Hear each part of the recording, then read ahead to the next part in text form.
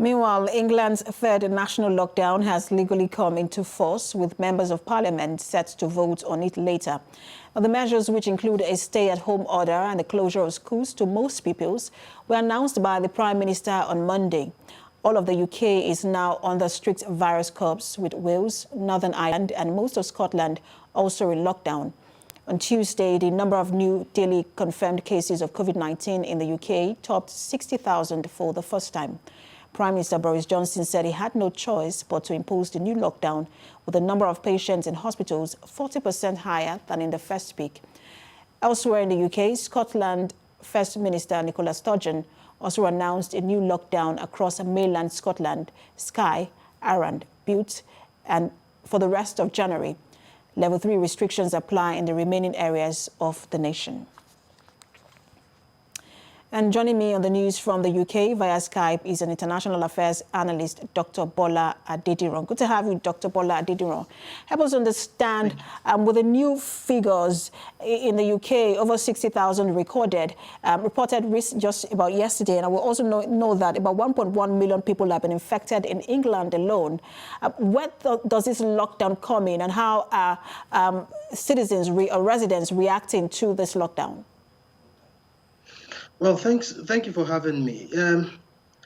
I think for majority of people living in England and the UK generally at the moment, it is another sad time for us. I mean, especially given the severe restrictions that we experienced last year. There were two national lockdowns in the UK last year, one in March and one in November. And this is the third national lockdown. So there is a lot of frustration from people that the government has not been able to really really handle this pandemic in a way that would have ensured that the national lockdown would have been prevented. So there is a massive sense of disappointment with the government about this third national lockdown. What is even more depressing also is that the Prime Minister has not been very truthful in terms of when the lockdown will be lifted. To the rest of the country is mentioned that there is a possibility of a review after 6 weeks, which would be in February 15th of next month. But reports reaching us also say that the government is looking at a possibility that the reviews will not, or the restrictions will not be lifted until the end of March. So all of this news have not been taken lightly by citizens. Exactly. There is also the issue of trust with some of these policies. But some people believe that some of these policies should have come earlier. Perhaps UK would have had a lesser number of cases. Yes, the first part of it was the bungled way in which the government addressed the pandemic in early of last year. It was slow to react, and when it did react, it was there was a sense of confusion about what exactly the government wanted us to do.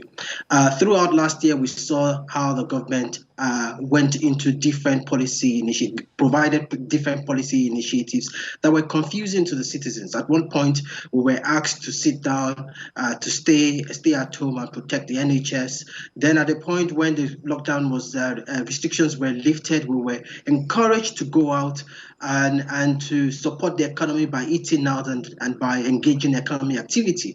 Then we were blamed for that at some point too, before the November lockdown.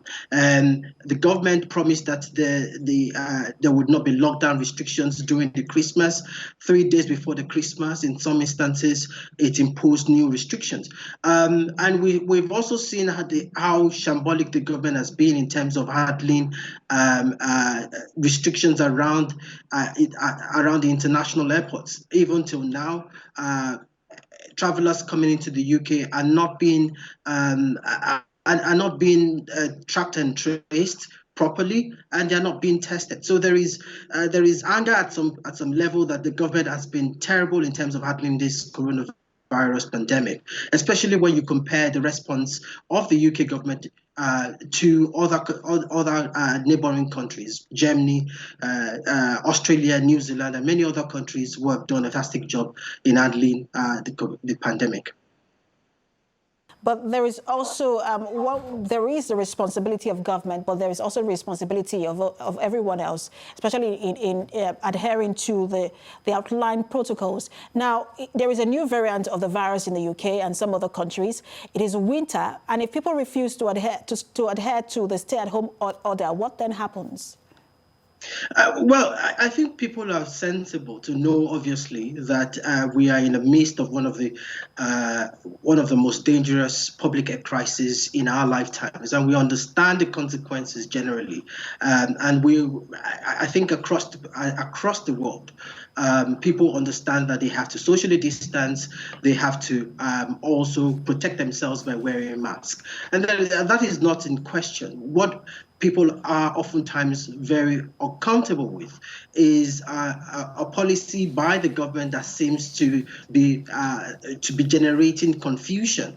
People are willing, obviously, to do the right thing, but at the same time, we don't want endless periods of lockdown. We don't want endless periods of restrictions. We want to get back to normal as soon as possible, and that in some countries have happened. New Zealand, for example, because of the kind of leadership that Jacinda Ardern has shown, have been able to return back to normalcy since last year. So that's the kind of strong leadership that we're asking, that people generally across the world are asking, that the governments take. It's not to deny the problem that the pandemic poses to us, or the threat that the pandemic poses to us, but to say that let us see strong leadership that helps us handle this pandemic in a way that helps us return back to normalcy. Of course, it's not going to be full normalcy until everyone is vaccinated, but at least to some sense of normalcy, rather than